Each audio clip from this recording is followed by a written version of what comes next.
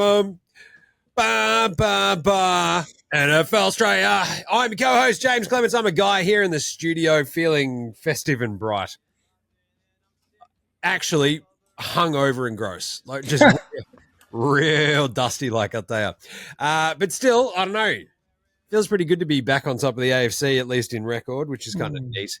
On the other side of this here screen is a man who he might not physically still be at the Catfish, but mentally, philosophically, he is back there where we were on Sunday. It is sometimes singing a band called The Ramshackle Army. He's my mate. He's your mate. It's Gaz. Gaz, what's going on? Mate, apparently, apart from some audio technical issues that had you make Gaz a little bit frustrated doing some IT support, I was pretty relaxed on Sunday because we're repeat NFC East champions for the first time in 21 years, Jim. Not our first time in 21 years, although it is our first time in 21 years. It's anyone's first time in 21 years.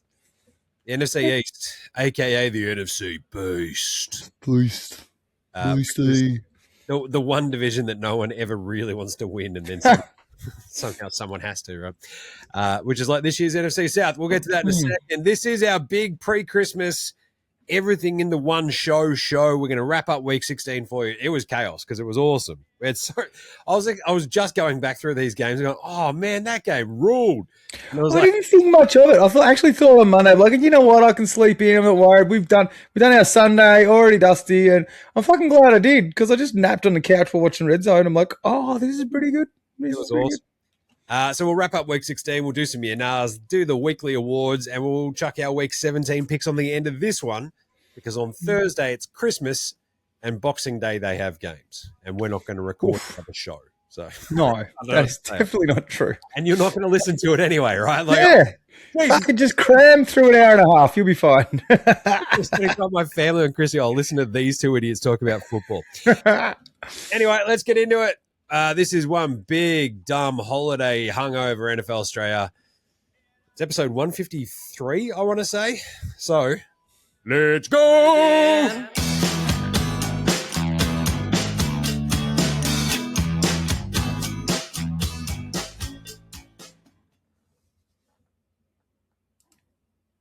I can't believe this happened again. What do you mean we ain't ever made the NFC Championship game in 30 goddamn years? I want to know who's responsible. God damn it, it's me. Son of a bitch. This is Jared Jones. You're listening to NFL Straya. God damn it.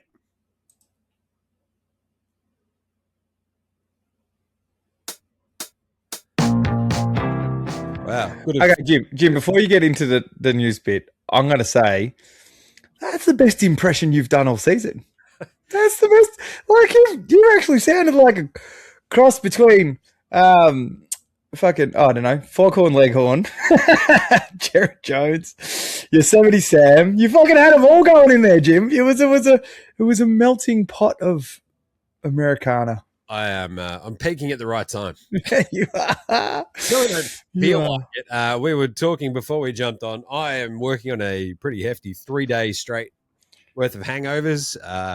That's the killer, Jim. I haven't had an alcohol-free day in 7 days, but it's Christmas time. There's no work. It's this. I'm building a fucking desk behind me, Jim. I'm drinking tequila, building a desk, and watching football. That's what Christmas time should be about. I like it. The entire approach is. We were talking about this last night at the pub. Shit tanned. Thursday is clearly the best day for Christmas because you literally just the entire week you roll into the weekend. You work, right? Like it's Friday gets a bit janky because now it just feels like a big long weekend. Thursday's ideal. So,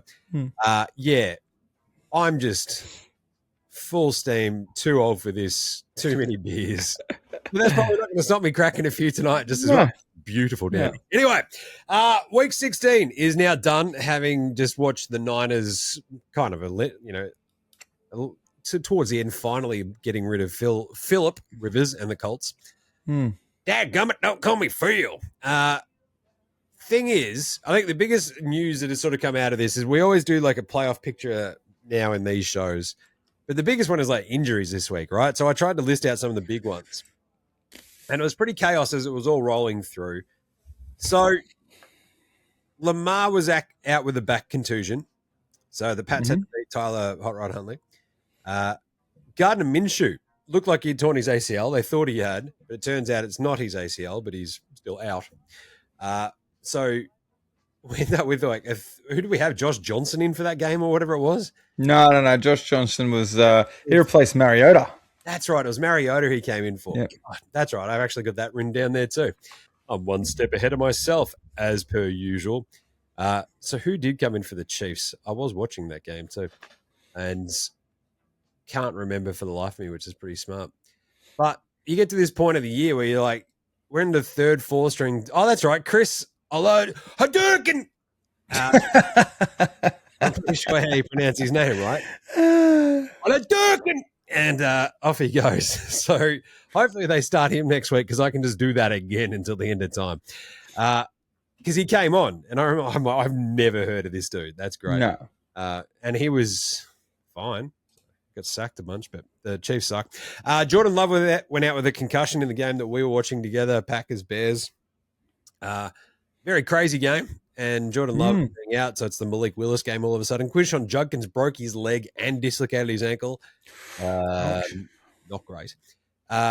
Denver's wide receiver dude, Pat Bryant, he got concussed. That looked horrible too. He got proper carted off. It was not great. So Packers tight end John Fitzpatrick tore his Achilles. Trevion Henderson left that game for the Pats with a head injury, and there's like very little other outside knowledge about that one, which sucks because I love me some Trevion Henderson, obviously. But who else was there? Mariota hurt his hand. So I'm still confused about that one, Jim, because if you're watching that Eagles game, he like pulls up lame heading to the sideline like he's done some sort of leg injury, hobbles over to the sideline, then gets assessed for a concussion, then gets sent down and they're like, oh yeah, no, he's definitely out and it's his hand. Like, what the fuck is going on? Absolute chaos. I love it. So that was the Josh Johnson game. And then Nine hurt as well, JJ McCarthy. So we got more Max Brosner, which is not ideal. Sure. It means that you can probably just go and watch more NBA on Boxing Day than the NFL, I reckon, because there's a couple of those games in there suddenly look a little bit whiffy. But obviously, the other two bits of big news this week with the Puka Nacua, he had himself a week. Jeez. That was fucking weird. He was very, very strange. He might just be really dumb, right? You know, I don't want to prescribe evil. Like, he's just probably a giant dummy. That happens. And his brother was also involved in like one of the Lakers players having their car stolen, and it was chaos. So just a lot going on there because he's like out there. He's already had to apologize for the racist stream. So cool. Tweets right after the game, throwing the refs under the bus. Always a good vibe.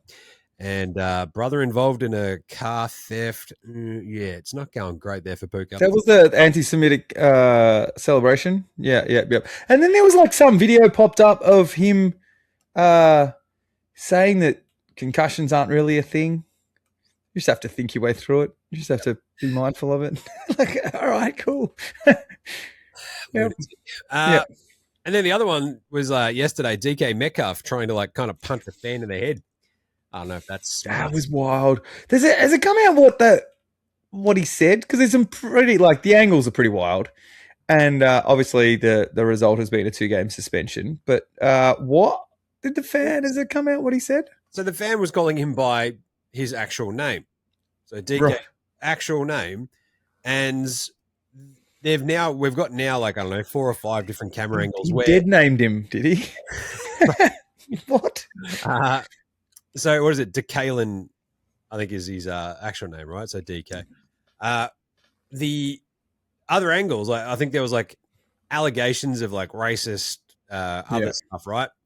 And we've got a lot of these other angles now, and I don't know. This is the problem with the internet these days. It's like, and this is the other angle, and he obviously says nothing, and it's like, I don't know if it's that obvious. Yeah, that's true. Yeah. It's like we're not right next to the guy, right? So DK's been suspended 2 games. I think they'll appeal that, but I think it's still a bit old mate, no mates where he loses like what? Over $500,000 a game. But also, I don't know if you saw this part there, Gaz. what it does is it unguarantees $40 million of his contract. Because of conduct unbecoming or something like that? You know, the detrimental conduct stuff. And yeah, right. Jeez, that's pretty boneheaded. Like, it just basically makes them unguaranteed, so they'll probably just renegotiate, but still. Pretty crazy. The other one's Kansas City is moving to Kansas. So, Jim, yes, I'm not a geographical specialist, sure. right?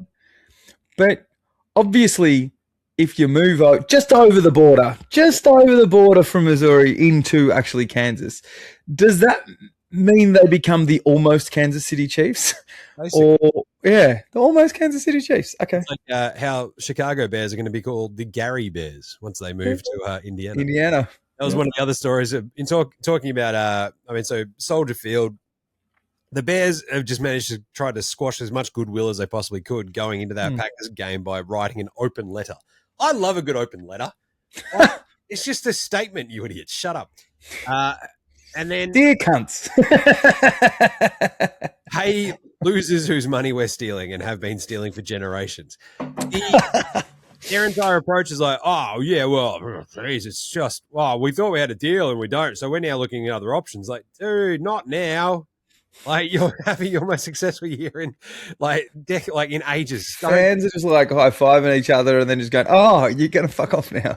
Might as well chuck a Baltimore Colts and just do it overnight. Just fucking wake up the next day and you're like, where's all the Bear stuff? So Kansas City's interesting because obviously Kansas City being in Missouri, what they're trying to do is get this a precinct that sort of straddles Missouri and Kansas.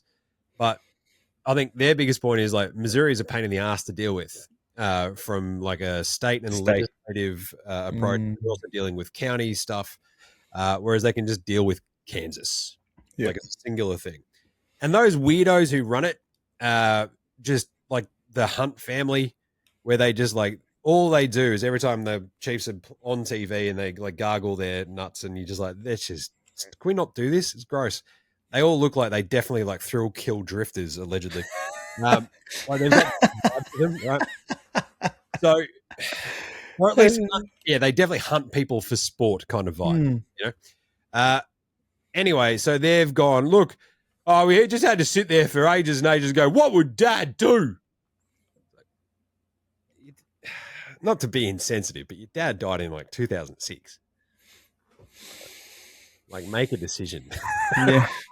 It's a long time ago now. Like, we got to best serve our fans. I'm like, I'm not sure that you building a dome is best serving your fans, but it means that you can make more money because you can host more concerts. Yeah, host a soupy. You can host the NCAA tournament, that sort of stuff. So, and it's like Arrowhead is very old, and it is kind of apparently, you know, I think it's like the third oldest one. It's like kind of slightly falling apart to a degree. And they had gotten to a point where they were going to renovate it. And now they're going to go spend $3 billion to build a new one over state lines, which is, I don't know, man. The rich just get richer somehow. Yeah. That's the good people of Kansas for the fact. Right. Should we do? Oh, there was Denzel Perryman got suspended as well, which is after the game. So after, you know, there's like a massive hit that he laid on was a helmet to helmet. Yeah. It's not like regular. No, what do they call it? Repeated violations.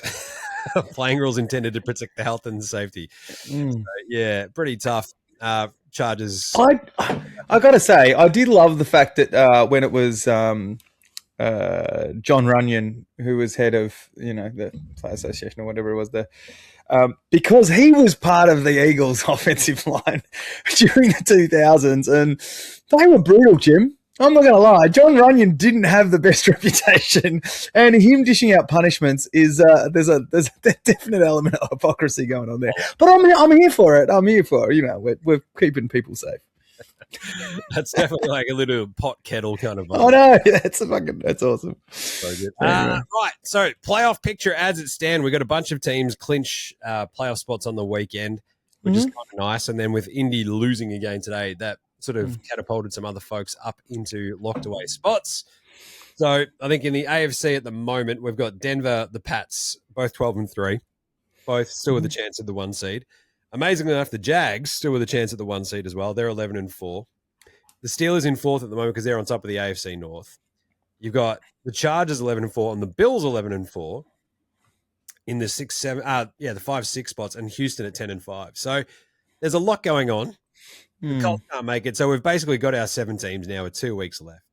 I don't think Baltimore, Indy are officially eliminated yet, but they basically are, right? Like, you want to just for shits and giggles, I know we want to get through this quickly, but can we just run through particularly the teams that were eliminated this week? Can we just, particularly mention those? It's just someone that I just want. Where did the Cowboys? What's going on with the Cowboys? Have they still got a chance there, Jim? We'll get to that in NFC. Okay. The Chiefs now eliminated as well. My favorite thing about the Chiefs is somehow they'll like just keep losing and end up with like a top 10 pick. Like, what the hell, man? Come on. So yeah, Baltimore at 7-8, Indy at 8-7. They're basically hard up against it. The NFC, you have your Seahawks 12-3. Love that after their awesome win on Friday. Just insane game against the Rams. We'll talk about that in one second. Bears in the second spot, 11-4 after their amazing chaos, massive win over Green Bay on Sunday. Your Eagles, Gaz, at 3, having clinched the division as well, which is kind of nice. Panthers at 8-7 in 4, because they're on after beating Tampa Bay. They're currently ahead of them, but that is not clinched yet, despite Tampa Bay being 1 game behind. If they win out, that means they beat Carolina once more. The Niners 11-4, the Rams 11-4 and 6, and this is like the crazy thing about the NFC, right? Like you can be like top of the entire conference 1 week, and then boom, you're like 6th. It's been happening now all year. And then you got the Packers currently 9-5 and 1 in the 7 spot, with the Lions on the verge of being eliminated. It'd take the Packers losing out, I guess, I think that's basically the only way it sort of happens, that Detroit get in. Minnesota's now been eliminated. Tampa Bay still has a chance if they can win out and beat the Panthers one more time. And those Dallas Cowboys eliminated from playoff contention. So pretty amazing. Yeah, the only thing that can change it's they've done it well. Having the times have fallen into place because literally the only thing that could happen that could stop the Eagles finishing in 3 spot is that if the Bears lose out and the Eagles win out somehow, and there's a slim chance kind of sit. But no. The fact that the Eagles game is at 8:25 and the Bears are at 12:20, so it just means that we have to play hard against the Bills and see what happens later. But it means that the Washington game is then following week will be Dunskies. But anyway, let's get into some wraps. All right, let's wrap it up. Back on Friday, we had Thursday Night Football. This is one of the better Thursday night games ever, considering what was at stake. Third last week of the season. Top of the NFC West. Rams 37, Seattle 38 in overtime. Was it 3 2-point conversions, I think, from the Seahawks in this? Like the second one was the insane one where the ball was still live because it was a backwards pass that was deflected, and that Charbonnet the helmet into the end zone, where all the defenders were like, everyone was standing around just going, "Oh, that's an incomplete pass off the helmet." No, he just kind of went down, picked it up, and going, that's 2 points. Here we go. It's bang. They were down 16 in the fourth quarter and just came from the clouds. Right? It was they had the return touchdown, which was insane.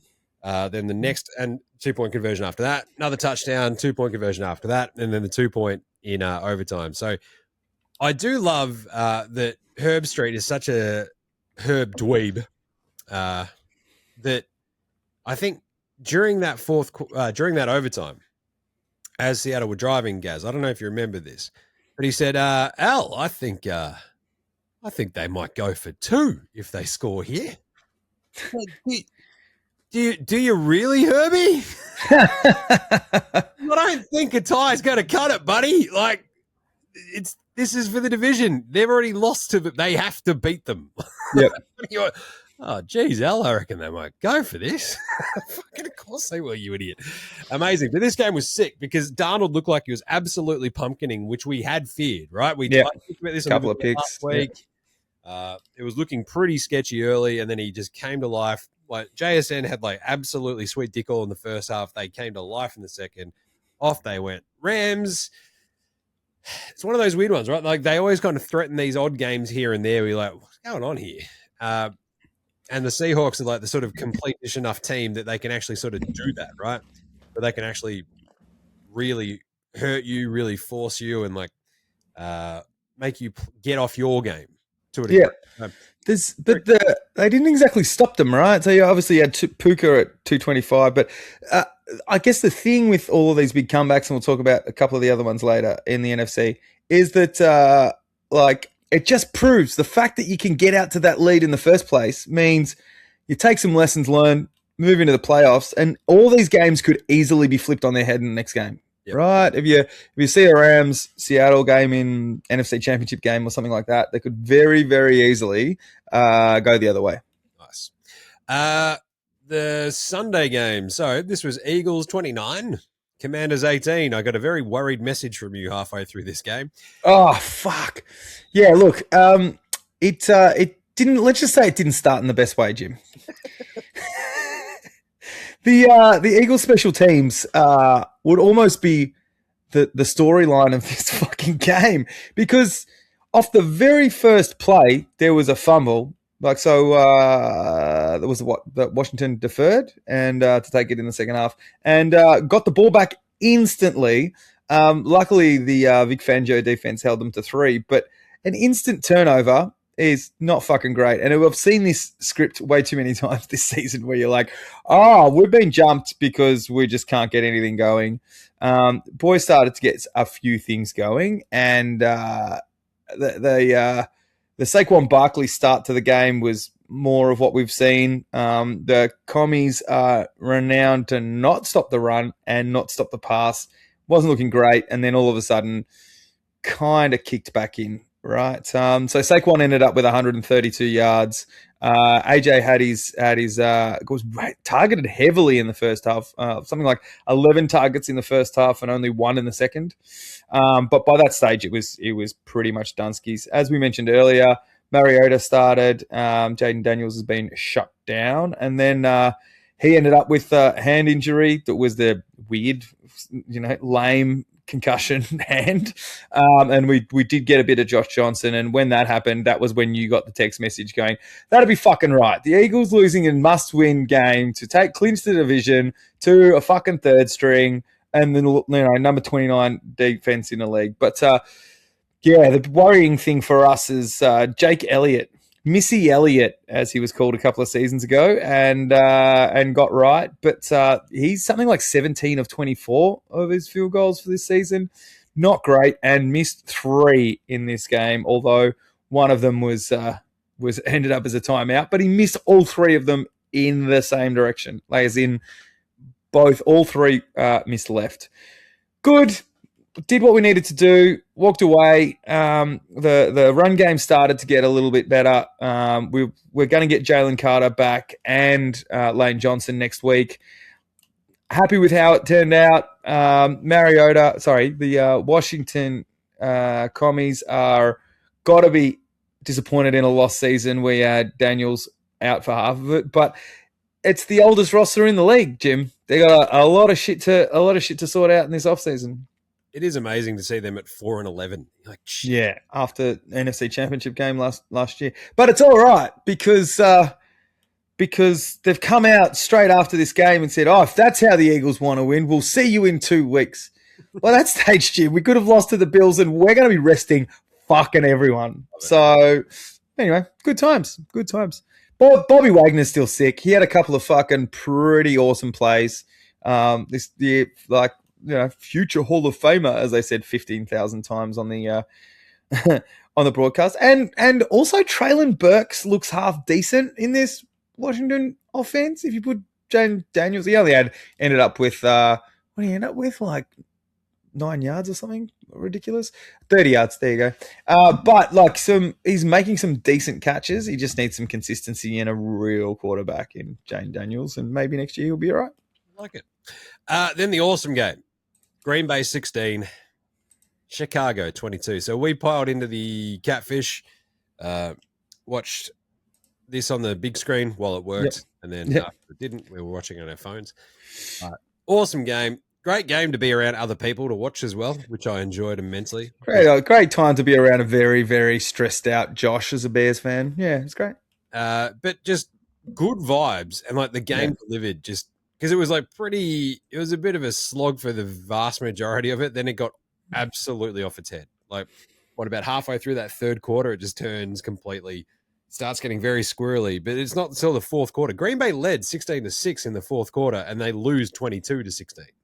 So it is just nuts. There's like the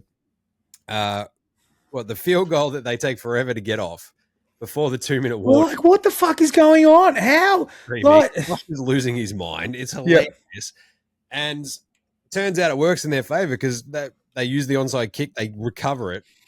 And then that was wild. That was absolutely Romeo Dobbs. He touched the ball and then just gets absolutely fucking flattened. Yep. So we go to overtime, and the touchdown to DJ Moore from Caleb was just an absolute laser. Yep. Like just on a rope. It was wicked. So then the stat comes out that Chicago now have 6 wins after trailing in the last 2 minutes, which is just crazy, absurd. I think that's the most in a season since like 1975 or something. So not bad when you're setting those sorts of numbers, first in 50 years. But I think like 2 things I sort of took away from this. Caleb is a dude. Yep. He's just a dude. Like we saw it sort of last week with that sick throw that he had. But this was like massive situation, huge amounts of pressure, hated rival, like a playoff berth on the line if they win, because who knows how they're going to go in these last 2 weeks.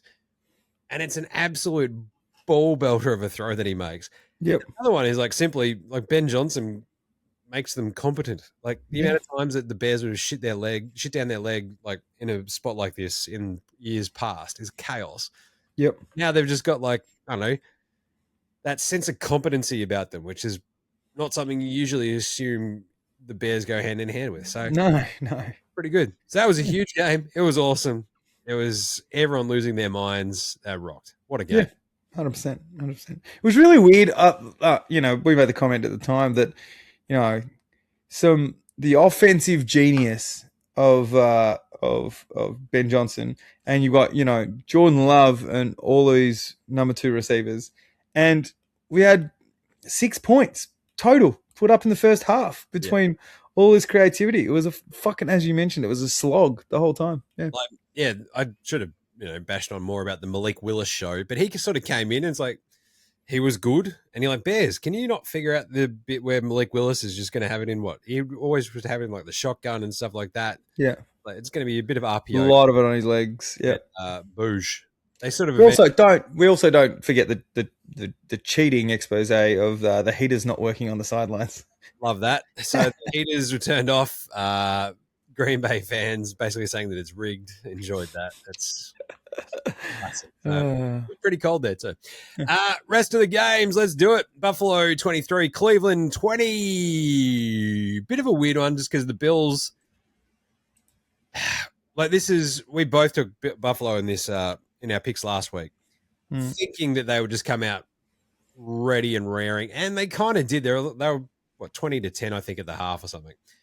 They never really quite pulled away, and Cleveland just sort of hung around but couldn't quite do enough, and they eventually sort of got to Shadussy a few more times and ruined his life. He wasn't too bad. I mean, 157 yards, to the point where you're like, I don't know, like you're going to have a high pick. You're 3-12.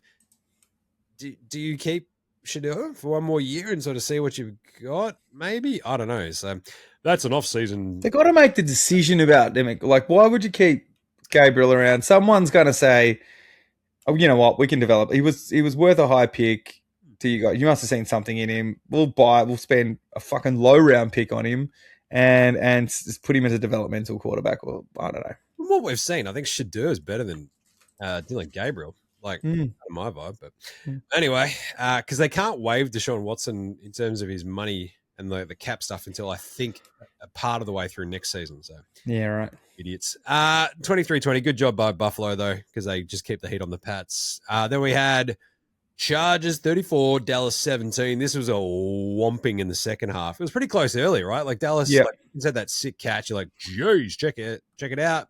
Chargers, oh, no, okay. And then Herb sort of got going. He looked unreal. Yeah, it was 21-17 at the half. He ends up with 300 yards, 2 touchdowns. Hampton was rolling. They didn't have to do too much with Kamani Vidal, but they really just sank the boot in the second half, and Dallas just fell apart. So yeah, really scoreless in the second half. So. Oh, you can see them just look. The offense is fine for Dallas, but you can really see them investing in that defense next year. You know, they did it before the deadline, but too little, too late. You know, they shored up the defensive line with a couple of tackles, but yeah, look, they could definitely do some extra work in the secondary. Dweeberflus went upstairs. It's obviously going to make the defense better. Oh, huge. Huge. Didn't help at all. But what's really weird when you talk about the defense and what it's done to the Cowboys. They're going to end up with this could be the first time ever a Dallas Cowboys quarterback has led the league in passing. About 4,000 yards as for Dak, 2,000-yard receivers, and 1,000-yard running back, and still going to miss the playoffs 2 weeks before the end of the season. That's a defensive fall apart, but you know. I ain't ever lost, except all the times I lost. Kansas City 9, Tennessee 26. This game just sucked. Gardner Minshew goes out. It was all kinds of brutal, but then we get Oladipo, and that's kind of neat. And Tennessee was still just pretty good. Like, kind of a dumb win because they're now 3-12. But I think Cam Ward is fine. You've got your QB anyway, so now it's just sort of everything else you're fine. So try to get a little bit of, like, I don't know, good vibes going. Sure. Yeah. Chiefs, just watch them lose out and get a really good pick now. Bengals 45, Miami 21. Chase Brown goes whack in that. I think it was in the second half that he went off his head, right? I think he had 3 touchdowns. It was only 3 points at the half, and then all of a sudden in that third quarter, they just went fucking bang. Joey B looked really, really good. One of a classic sort of one of the great uniform matchups. It just screams AFC to me as well, like that Bengals-Dolphins matchup that they had. It was the Bengals in like their white uniforms with the orange hats, and it just looked awesome. But we had, a little bit of A-Chan. The Dolphins, Quinn Ewers ends up with 260 yards and 2 interceptions. It wasn't too bad. Like, it wasn't great, but still, it was pretty funny. So Burrow ends up with 4 touchdowns. Pretty good day for him. Do you reckon he's found his, fun again? I think playing Miami would help. So. I'm pretty sure not making the playoffs after you've made the Super Bowl would. I don't think that's going to be put down as a fun season. But kicking the shit out of Miami has got to be great. But you are playing Ewers. Yep. Remember, I'm a massive Shuck boy. I'm a huge Shuck. 29-6, they smashed the Jets. You're a Shuck cuck, Jim. Sure. We even got Taysom Hill at the end of this game throwing that last touchdown. Chris Olave's gone off his head as well the last few weeks. He's had his best ever season now, I think, statistically. So good on him. New Orleans, we talked about Shuck last week. It's kind of like, I think you roll with him from here on too. Like, he's sort of shown you enough. There's certainly more than Spencer Rattler. So good on him. But this game was, who cares? Jets. Whatever. Yep. I guess the flip side is the Saints are one of my favorite kind of NFC teams because they don't really stand for much and you don't find too many Saints fans. And one of my favorite Super Bowl memories was watching them win. And while we were in Mexico, we're just in a bar in Mexico, shit tanned, and like just having a great time watching the Saints win. And it was like such a big thing. It was pretty awesome.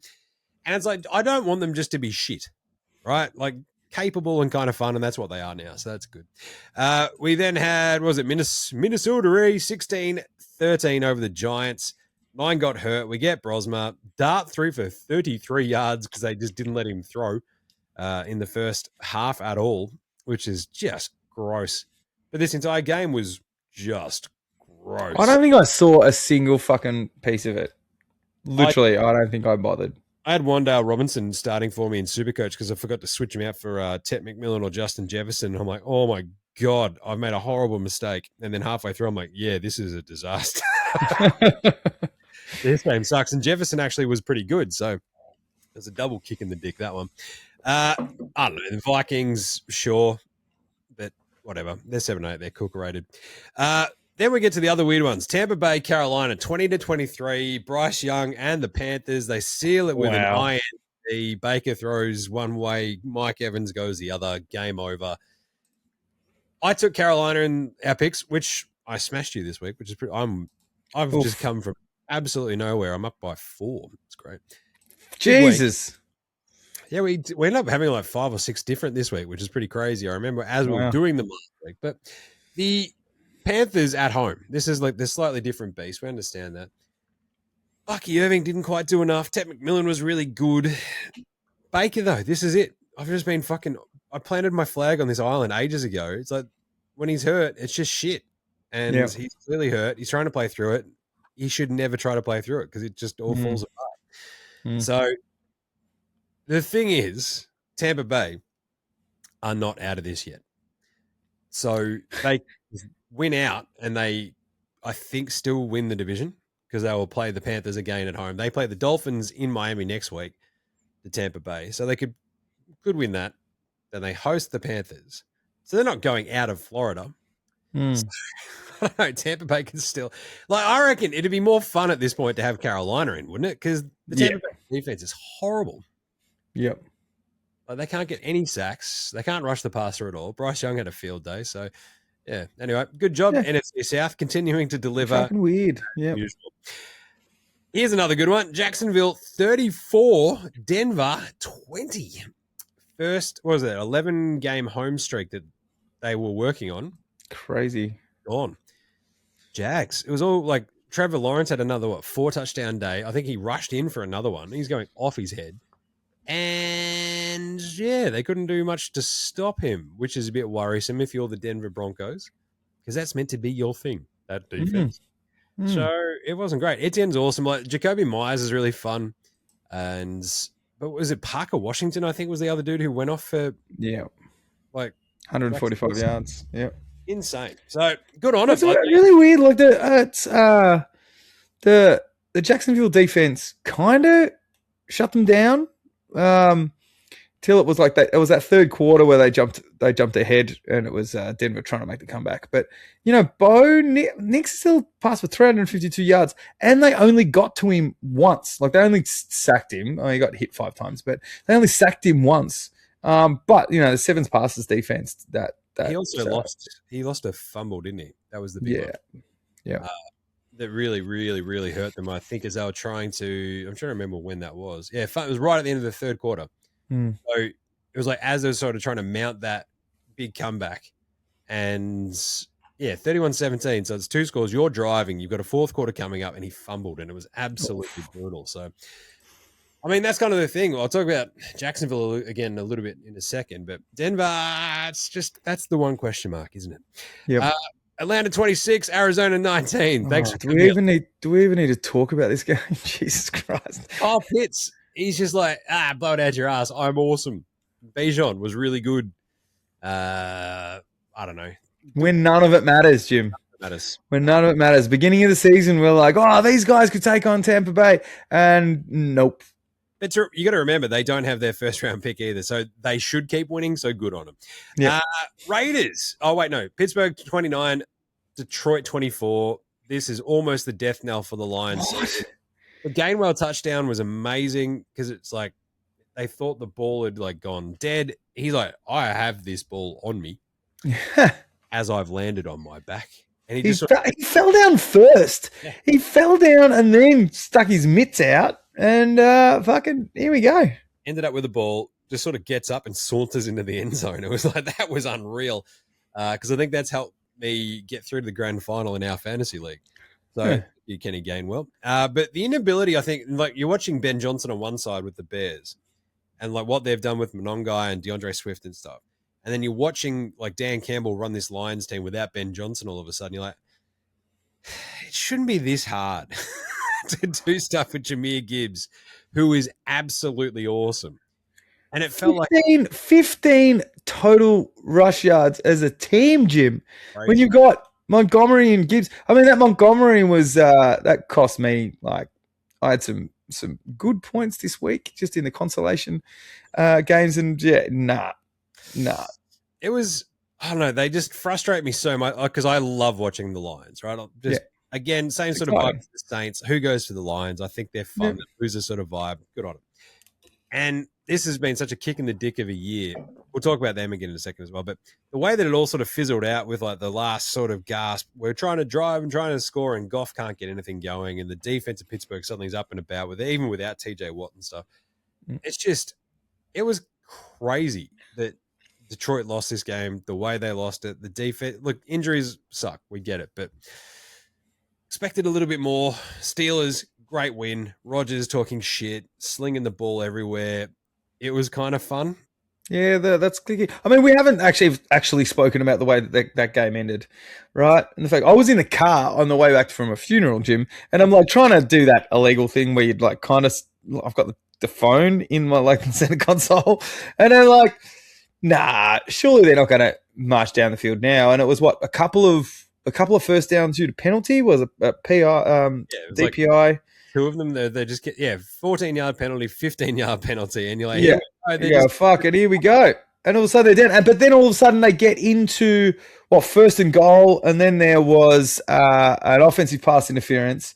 Then there was a false start, and all of a sudden it's like second or third and 16, and goal from the 16 or something like that. And they threw the first one away, and then the second one, it's what was it? It was a fucking the reception and then fumble, and then Goff scoops it up and runs it in, and everyone's like, "Oh, it's a fucking touchdown!"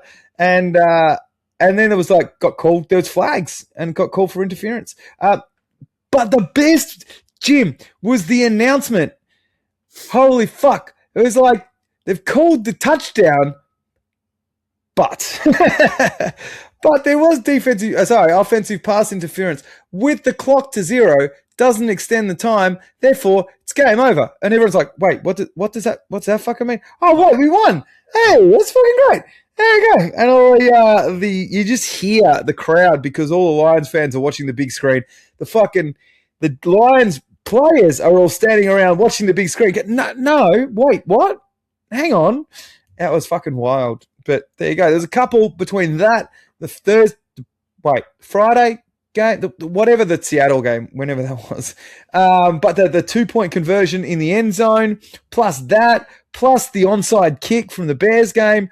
Fucking what endings. It was wild. The whole fucking, ended up not being the touch. Like, it was a touchdown, but because it was then called back because of the offensive pass interference, it's just such happened first. Yep. Brutal. Yeah.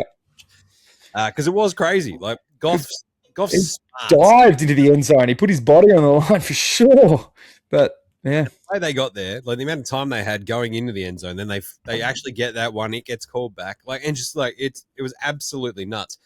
I was watching this with the squids because it ends up this game just went forever. Yep. And you're like, this is awesome, very crazy, very fun. And then it finished in the world's most confusing manner. So good on them. Houston, you nearly blew it. 23-21. Oh, how could you nearly do this against the Raiders? It was crazy. Geno just sort of popped up again. They had like a pick 6 early, and then he was kind of fine. 200 yards, 2 touchdowns. Brock Bowers crushing it. The big thing for me was just he looks so fast. Like, once he got into open space, you're just like, that dude is quicker than everybody. And you're like, yeah, this is the problem. He just can't get past everybody else. So that seems to be a big problem. So he had one reception where he just housed it, right? And thanks, 60 yards to the house. Outside of that, receiving stuff for Houston, and like CJ was okay-ish. It's just there, like Nick Chubb had one big rush. The rest of it, they didn't have Woody Marks, and you're like, ooh, I don't know if I like what's going on here. They couldn't get the passing going at all, like to Collins and stuff like that. But they did enough down the stretch. The defense was staunch enough that they held on. So good win for Houston. But yeah, that offense just leaves me a little bit cold. And then, don't call it a comeback, guys. 28-24. The New England Patriots.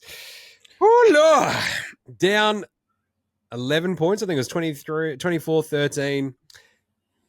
The Kyle Williams touchdown throw from Drake May. Oh, Lord. Pretty crazy stuff. There was like a red zone interception early as well. And then we got a fumble on the very next play. So I got the ball back. It was pretty fun. This game was nuts. I watched the first half of the Squid, and then we had to go. So, wait. So, hang on. So you were losing in the first half to Lamar Jackson, and then who did you play in the second half, Jim? That'd be All Pro Tyler Huntley. Fucking hell! He might have been a replacement in the All Pro, but he was Pro Bowl attendee, Tyler Huntley. But I mean, Lamar and Tyler Huntley don't play defense, so the Kyle Williams touchdown was amazing. Diggs was incredible all game as well, and just sort of saved our asses time and time again. In a really, really rollicking game, right? So I watched the second half after I sort of got home shit down last night, having been like at fucking Pixar Putt at Marvel Stadium playing mini golf with the Squid, being like the world's most inattentive dad, like watching this on my phone, and like I rewatched it when I got home because it was so fucking good. But as it was all happening, I'm just sort of like, the Squids are just teeing off on shit. I'm like, yeah, it's good, buddy. Just write down your score. Meanwhile, I'm watching this, like it's the touchdown we have to go up 28-24 was absolutely gnarly. And they didn't technically need to win this one, but I mean, you had to also win it. Yeah. Like at some point of this game, like the comeback has to come at some point. Put your balls out on the table, measure them. Are they big? Let's go. And they were big enough that it gives me a little bit of hope that they could maybe win a playoff game against one of those other sort of lower seeds. And I still don't think they're a great team. They're a pretty good team, though, which is kind of nice. That fumble at the end, I don't know who punched it out, but Zay Flower, like the last drive that you're like, all right, let's see if Huntley can do anything. Gives it to Zay Flowers, who goes for a little bit much, looking at the defender trying to tackle in front of him, and then the defender comes up behind, punches it out, fucking game over. It was so good. But tell me this, I only watched highlights, we're skipping in and out of this, Jim, and why was Derrick Henry on the sidelines in the last? I could never figure that out because as I was watching this on my phone at home. Yeah, I sat at the mini golf. I was trying to figure that out. Like we've got to minimize. I'm like, where the fuck is Derrick Henry? What is happening? Like, I haven't seen anyone injury news or anything. I know they had a fumble, right? But still, when game on the line, you want fucking December Desert Henry in there. Tractor-Cedo season. So you're in for the Pats, 12-3 now. Crazy season. Happy with that. Playoffs confirmed. All right, and then finally, the division's not confirmed though yet, right? Because Bills can still win out. Yep, we win out. We get it though. So we play both Miami and the Jets the next 2 weeks. Okay, okay. You'll be fine. Fingers crossed. And then Niners Indy today was a pretty crazy one. 48-27 in the end. Philip Rivers, it's just got a little bit the pick six late. He's having a crack. I get it, but I mean the Alec Pierce touchdowns were pretty good, but the defense for the Colts is kind of giving up 48 at home to the Niners. Brock Purdy's career high 5 touchdowns. It was awesome. Some of those passes were beauties. The Juwan Jennings drive, where it's like Juwan Jennings hasn't done anything all day. I'll get Juwan Jennings going. It's like bang, bang, bang, right down the field, and then the touchdown. McCaffrey was fantastic as per usual. 140, yep. I think the weird one for me is Jonathan Taylor. I reckon the second half of this season, there's been not one of those big snapped off huge runs at all, and it's crazy because he's that good. We know it, and you're just like, so are you hurt? Is everyone just keying in on you now? Contola Warren has fallen off a cliff as well. Yeah, where he started absolute gangbusters. So I don't know. Indy 8-7. It's a tough one. You've got Philip Rivers as your fucking quarterback, right? So what more could we really kind of expect? But the 48 that they gave up, Kittle kind of hurt himself. He looked like an ankle injury, I think, at one point. He had 115 yards in the touchdown. But anyway, good win for San Fran because they're now in the playoffs as well, 11-4. I think they'd snuck in already before this, right? Because of the Lions loss yesterday, was it? I think that bumped them too. So all right, hey, Gaz, are the Bears for real? It's hard to say that they're not, right? I mean, they beat an Eagles in not good form. They've knocked off Packers, although they split the series with the Packers, right? Yes, because they played 2 weeks ago. So. That's it. Like they've knocked out decent teams. It's not like, someone rang down the list of quarterbacks that you guys have beaten, right? And there's a lot of non-playoff and a lot of backups in there, Jim. I'm just saying. Right? You can only beat who you play. He's in front of you. Yeah, and look, to be honest, the Bears have beat people, like their fans. You look at Josh yesterday. Their fans are not convinced. But you know what? Their record stands for itself. They've done what they fucking needed to do. And you've got to think it's between like fucking Jags, Panthers, and Bears in terms of head. And Braves. All right, so let's say it's down to 4. But actually Panthers will be out of that. So it's really down to Ben Johnson, Braves, like, because the Jags had a decent team. But fuck, it's pretty intense what they've done. Jags end up with a 1 seed. Liam Cohen might be your coach of the year. Yeah. Speaking of which, Jags, are they for real? For real? Yeah, no. I mean, they've come on hot in the second half of this season, right? Like, their linebackers were always fucking great. The rest of their defense seems to have caught up. And then, like, Lawrence seems to have fallen into that offense, right? 9 touchdowns in the last 2 weeks. It's absolute chaos. Crazy. It's been unreal. I think like the weird thing for me is like obviously Etienne has like hit a different gear again, and he does this every so often, right? Where he just goes off his head for like a month. Yeah. Like, I feel like last year he might have been, because I've got him in Dynasty. It feels like the last year he was a mess, and it just feels like, oh, you know what? It's like you tried to play through injuries, and then this season, because he was always fucking great since his rookie season, he busted out, and not last year. So anyway, Jesus, it's 10 touchdowns for Lawrence over the last 2 weeks.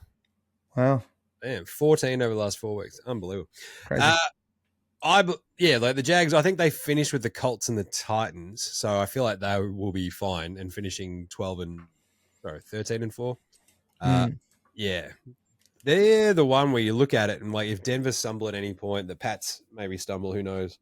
The Jags could also fall ass backwards into a 1 seed, which would be hilarious. Detroit, what do? Do you just dust yourself off, figure it was all like injuries and just sort of run it all back next year, guys?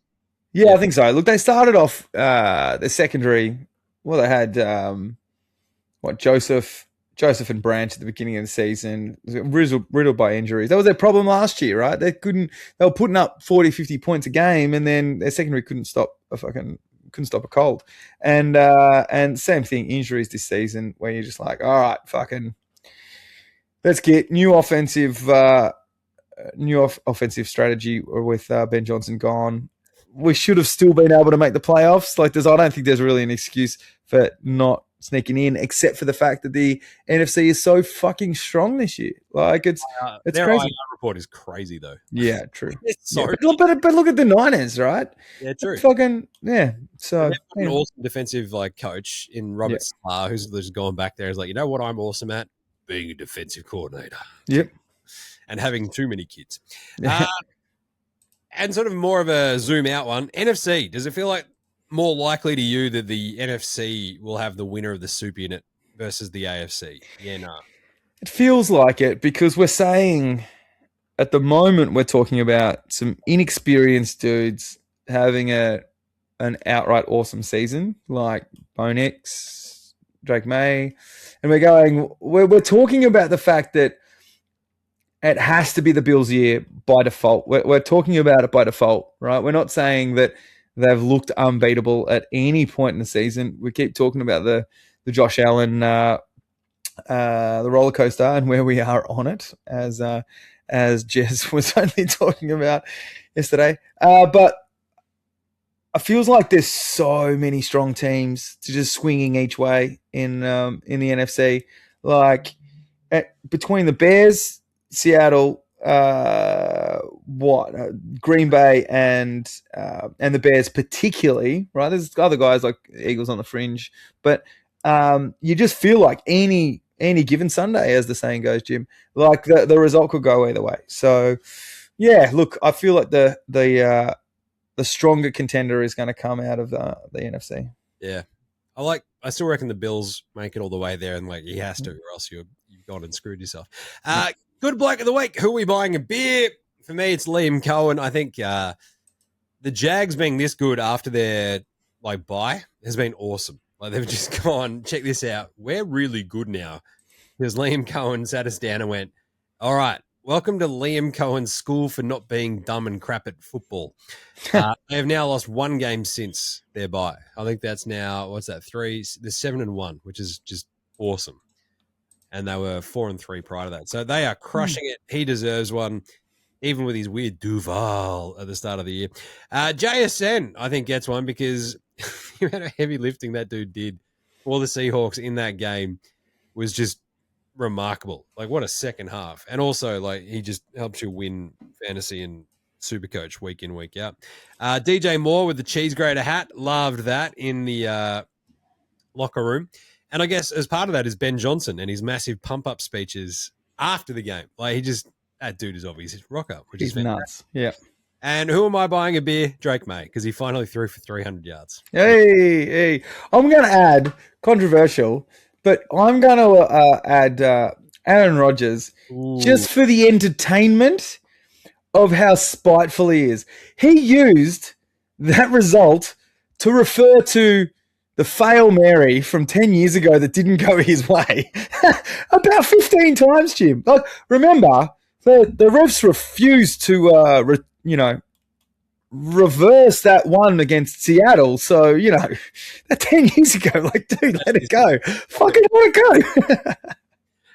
Well, Aaron Rodgers actually pops up in the next one because I didn't want to put him in who we buying a beer because he's such a dickhole. But by the same token, that's pretty funny. Old mate, no mates, DK Metcalf, obviously, because he tried to punch an crowd member in the head. Mark Andrews, what was that weird backward pass fumble thing where he just threw it directly to the Pats? It was awesome. For you, yeah. Stupid. And Baltimore fans are really up in arms at the moment because they want John Harbaugh gone now too.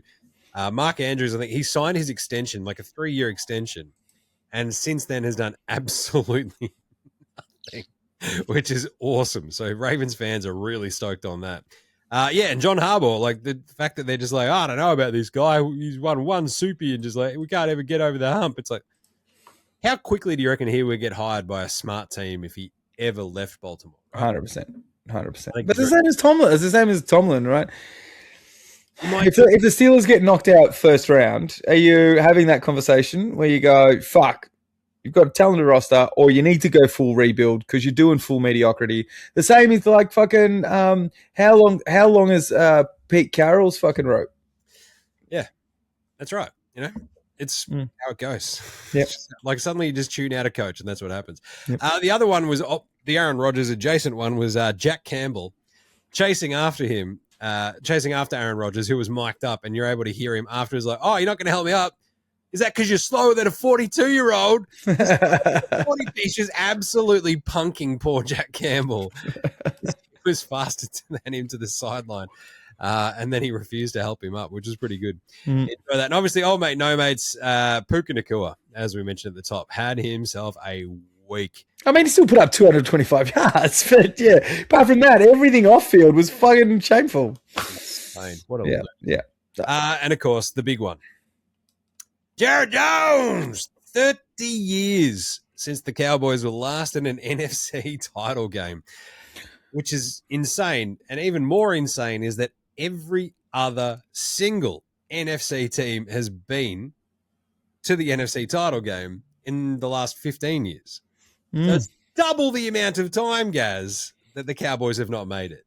They stand alone at the precipice. It's incredible. There's been 4 Super Bowl victories in his own division.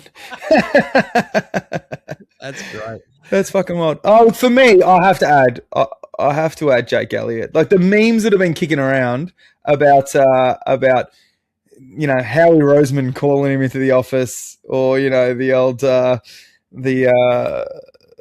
the Godfather thing about taking out, shooting him behind the shed kind of shit. Jesus, not great. 3 misses, a lot of shit going on when you're looking to get into the playoffs. But you know what? Still won the game. So Jerry definitely deserves it. Nice. Outback Takehouse. It's Tuesday at Outback, and that means, the squid's off school now, so he's spending his entire mornings wandering the neighborhood, beating up possums and chucking them over the fence for his dad to finish off. Boom, goes into a big possum stew. That's our Tuesday special, only at Outback. It's a bit gamey, but she'll be right. And today's Flame Grill take is DK probably should have been booted from that game. But, and this goes back to an old NBA Straya Outback Takehouse, every player in the NFL, NBA, whatever, should be allowed to fight one fan every year. Whew. Do you know how quickly this would shut the dumbest people up? Yeah, true. Right? But the problem is, once you do fight that one player, that one fan, you can't re-up until the next year, right? So you got to use it judiciously. Yeah. You can't use it it's calendar year, so you can't use it before because you've just blown your wad. It's over. Yeah. Then it's just open season on you from then, right? Mm-hmm. You see the DK stuff, you see obviously a lot of the sports betting stuff, and I've been banging about this for ages on NBA Straya about how Americans are not, exactly known for their chill. And so their response to sports betting and people not hitting specific benchmarks and shit like that has been predictably fucking psychotic. Yeah.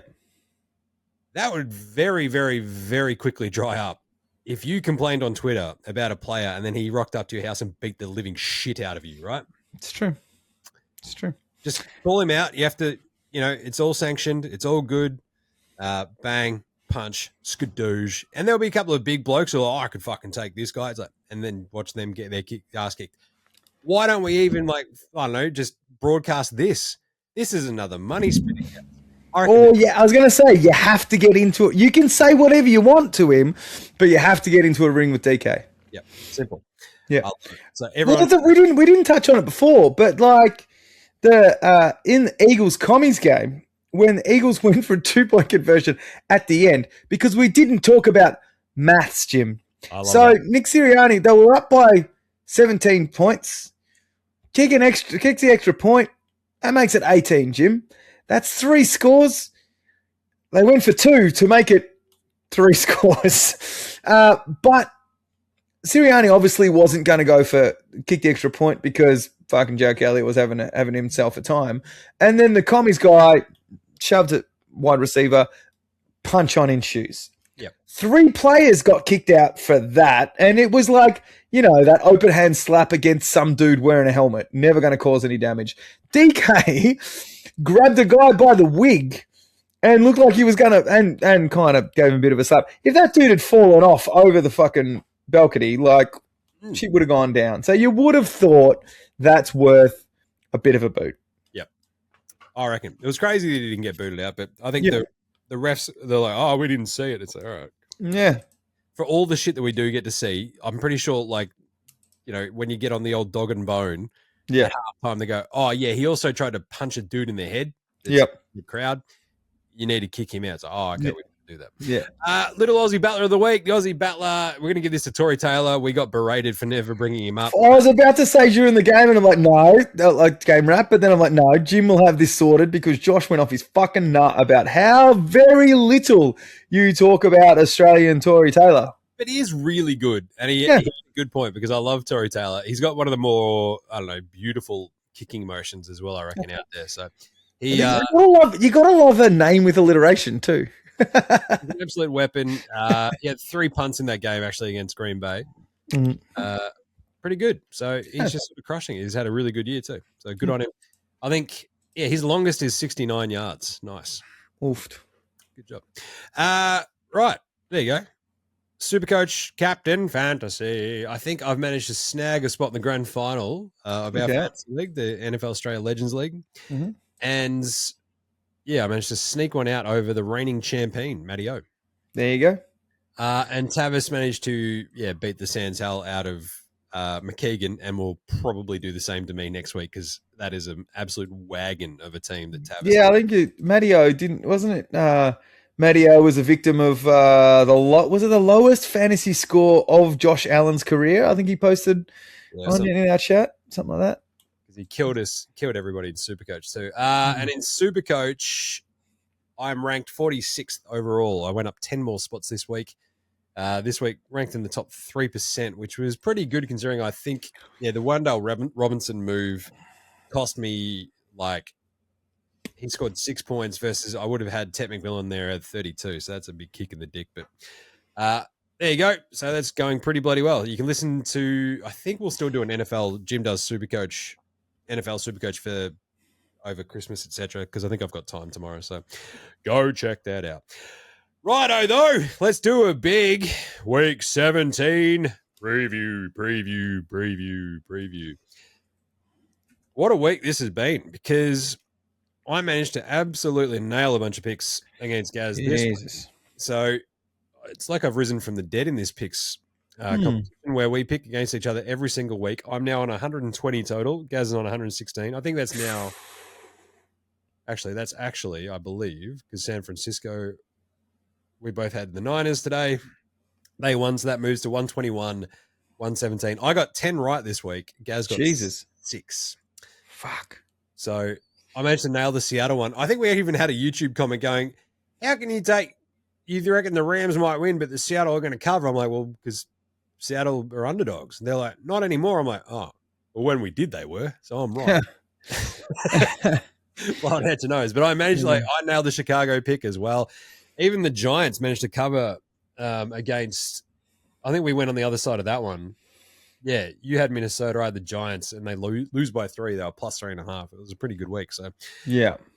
Gaz might owe me a couple. Yeah, look, to be honest, there's not a lot you can do about fucking bunch of quarterbacks getting knocked out mid-game. But anyway, that's the nature of the sport, Jim. If I will pay up if I owe you beers. If you do. Remember, all of our picks are brought to you by Dabble. If you go to our show description or the links in our bio, social bios, etc., you can just click the link through there. That'll send you to Dabble. You can follow all the stuff that we do. Code maybe is still NFL Straya, but I think that link is just direct, so go check it out. We start off Christmas Day games, which obviously means it's Boxing Day for us. We've got 3 Boxing Day NFL games, and they're not quite as interesting as they might have been, as I said. Dallas at Washington is a wild dead rubber. Washington is 6.5-point underdogs. So, I mean, at some point, you just got to go, Dallas should probably beat them. I feel like this is exact Dallas nature of just coming and kicking the shit out of them when it doesn't matter. Yep. I agree. That's at 5 a.m. on Boxing Day, so good luck. Detroit, Minnesota. We're both taking Dallas there. Yeah. Detroit, Minnesota. The Vikings are 5.5-point underdogs at home. If 9 misses time, you've got to go Detroit. They'll try. And they'll be pissy about this week, right? Because I think they've got 16% chance still to make the playoffs, so they will be going hammer and tongs. Yep. So I think I'll take Detroit. I don't really like the plus 5.5, the minus 5.5, but I'll take it anyway. You've got that as well. Denver, Kansas City, and it's a 12.5-point line. This poor Kansas City Chiefs team. It's just it's a rough time, isn't it? Denver's defense. Their defense hasn't been playing great. They're down to their 3rd-string quarterback.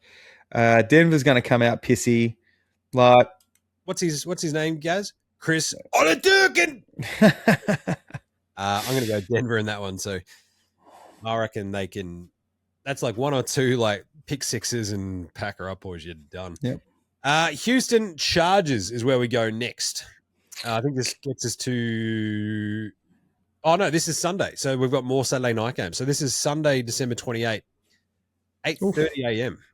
Which is pretty good. So I'm going to go you've gone the Chargers there too. I just don't trust that Houston offense to go into LA. The Chargers defense is pretty good this week against Dallas, but I feel like the Chargers can get that done at home. I don't mind the fact that it's only a 2.5-point line, so it feels like Chargers field goal win. Yep. Okay there. Baltimore, Green Bay at noon. That's a tough one. The Ravens, they need to win. Green Bay need to win. Is this going to be Malik Willis, though? I just want to give Green Bay at home. Willis was fine. Obviously, you don't want to You don't want him to get into a shootout. But to be fair, Baltimore hasn't really been getting into shootouts. So I don't know. This might change. I've gone with Green Bay at the moment, but if they were already injured going into last week, so I might change this one towards the end, but I'm going to keep an eye on it. I might go Baltimore. I think there's a little bit of desperation creeping in there. Pats, Jets. This is when we get to the Sunday, so Monday morning our time schedule. 13.5-point favorites, the Pats in New York, I think that is. Yeah. Mm-hmm. And the Jets are getting curb stomped, so we're going New England. Yep. That's how it goes. Like, the Jets were horrible against the Saints. So true. Aaron Glenn also came out and was like, hey, man, we're disappointed as well. It's like, oh, duh. Yeah. Pittsburgh, Cleveland. Interesting one. The Browns are 3.5-point underdogs at home against the Steelers. Can they do what they did this week against Buffalo? I reckon the Browns might have a crack at that. Cover that 3.5. I might change this later this week, but yeah, I just feel I don't know. The defense for Pittsburgh's been staunch enough, and that offense seems to have been clicking a bit in the last few weeks. I know it's Cleveland at home, but yeah, let's. I'm going to go with Pittsburgh for this one. Browns do feel a little bit 1-2-3 Cancun. So yeah, Saints, Tennessee. I'm going the Saints. How's that only 2.5 in Tennessee? That's a Saints pick straight away. They're decent. Yep. Not. Yes, it's 2.5-point line. That's a shuck cuck pick if I ever have heard one. Indy hosting Jacksonville. They're 6.5-point underdogs of the Colts. I'm going to go Jacksonville, I reckon. Yeah, you got to play the hot hand, Jim. Play the hot hand. Does Anthony Richardson come back at all? Like you mean ever or this season? To the NFL, who knows? He's going to be worth something, right? Someone's got to pick him up, but fuck, he need to do something. Like, let's injuries. See what he's doing. Because I thought he was coming off IR, wasn't he? So maybe. We'll see. Yeah. Anywho, we're both going Jacksonville because the Colts, poor Jews. Tampa Bay, Miami. This is a huge game for the Buccaneers. Can the Dolphins keep this close at home? 5.5-point underdogs. What do you reckon, Gaz? I kind of feel. I mean, Seattle's playing. Seattle. Fucking Miami's playing one of that. What's his name? Ewers. Yep. But Tampa Bay haven't been setting the world on fire. So I feel like, Miami could just do something dumb and it could be super low scoring. Could be 13-16 for all we fucking know. But, Tampa Bay still have a division to play for. So, going to ride the desperation train. Yeah. The 5.5 is frustrating. But Miami just, I don't know. I'm going to go Tampa Bay. Seattle at Carolina. That's a fun one. Carolina plus 7.5 at home. I kind of want Carolina. I'm going to go Carolina, right? Yeah, I thought you were. I think they feel like they can keep this close, but Seattle's running hot. So I don't know. I'm gonna give it to Seattle to come in there and just back in your box, son. I get you're at upstart and you're on top of your division and you're running for home, but I feel like Seattle could come in and give them what for. 7.5. I feel like Carolina can maybe even backdoor cover this and sort of keep it close, but Seattle should probably still win. We have Giants Vegas. I do not like the team. I'm going to go the Giants. Jackson Dart, Jaymz, whoever gets out there, I don't know. They were. Both have been gross for weeks, as in both teams here. Vegas looked slightly better this week with Gino back there and Genty going off, but he's playing the Giants defensive line. I'm gonna go with Vegas. Nice. Philly, Buffalo. This is a big one. Oh, for Buffalo. Yeah. I'm going to go Buffalo, minus 2.5 at home. Eagles, I don't know. You've been better. It's not wildly convincing, though. No. Look, to be honest, there's been a bit of a change in our offensive strategy in terms of the plays that we're calling, getting a few things broken out. Got to get Lane and Carter back. But still, not an extreme amount to play for. Yeah. Like the chance of us sliding out. Well, we were I think it was 86% to have the 3rd seed before this week's games. So if you look at what's happened around kind of Chicago and all that sort of stuff, and the 1 and 2 seed, and Seattle particularly, like it's very minimal chance. So I don't think, look, we'll play, but if we get down a lot, I could see us like just ripping dudes out. Anyway. Nice. All right, we're both taking Buffalo. Then the Niners host Chicago. I'm like, if Kittle actually misses this game, I'm probably going to go Chicago. If Kittle's okay, I might swing it back to the Niners. An interesting one, though. Like, I'll take Chicago for the minute plus 2.5 because I think they could just obviously get into another thriller. Outside, though, in the Bay Area, I don't know if Chicago are going to be too afraid of San Francisco, so I think they could put up a pretty good fight. If Kittle plays, though, I reckon the Niners probably win that, so we'll find out later this week. But for the minute, Chicago is the pick for me. Yeah, same. I agree. Nice. And then we finish off Rams Atlanta, and I'm very tempted to take Atlanta there because they just keep doing dumb stuff, right? And the Rams did that, like, insane game against Seattle. They've got a little bit of extra rest now. Go cross country, go to Atlanta. Like, you could sort of see them throwing up a bit of a stinker, and you're like, what the hell is happening? Like, why am I watching like a Monday Night Football game and like the Rams are like losing to Atlanta suddenly? But the flip side is you're also watching a Rams game where they're kicking the shit out of Atlanta, and it's like, I don't think that happens, man. I don't think that happens. I think the Rams come out. They lost close last week. A couple of weeks ago, they lost an absolute fucking stinker. They've got to be really, really, like, McVay's going to want them to come into the playoffs hot. He's going to want them to fucking go off their heads for the next 2 games. And Atlanta, as you said, they got absolutely fucking nothing to play for. So I think the Rams kick the shit out of them. Nice. All right, good stuff. So how many we got different this week? That's 4 more different. Not bad. All right, there you go. That's it. The Christmas episode of NFL Straya's in the bag. I can't wait for Christmas. I don't keep drinking. Yeah, it's a change. Power on through. Have lots of fun. Party hard. And then fang down the beach. So, nice. On Boxing Day. It's going to be good. So we will still be hanging around doing these shows as we do because it is the very pointy end of the season. And we'll have lots to talk about next Tuesday. Yeah. So in the meantime, make sure you're following us on Facey, Twitter, IG, YouTube, TikTok. I probably won't be doing the power rankings as much. I might do one this week and we'll see how we go next week. But I will be, on the road, so it's a bit tougher. Anyway, rate, review, star, subscribe across all of your podcast apps, of course. Big thanks to House Hats for the intro and outro song. And get around Jim Does Supercoach for the last NFL Supercoach sort of week that actually matters because I don't think most of it, your leagues are probably in the grand final next week, but if not, we'll keep going through that, with short videos, but still. NBA Straya, all that sort of stuff. It's still cracking on. I'm taking a break from NBA Straya, though, for 2 weeks while I'm down the beach, so just FYI. Gaz, what do you want to plug? Just, cheesesteak tipping is hotting up, mate. Jim's fucking up there, but Gino's racing home and in the top 3. I don't think it's not rigged at all. He just wants to stop giving away cheesesteaks, tight ass. No, but it's good. It's been developing.